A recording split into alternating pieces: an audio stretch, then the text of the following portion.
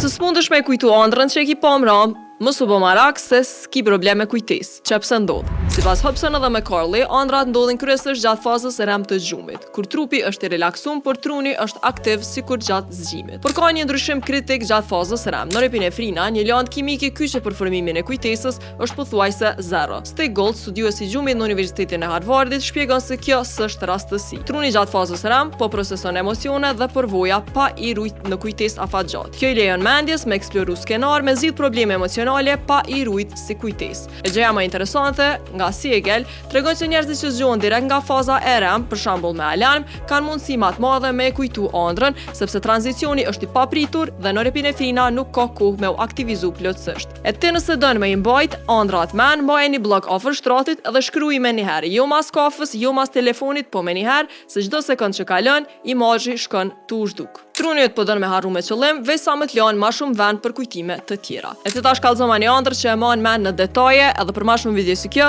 subscribe bani në YouTube edhe në krejt platformat e tjera.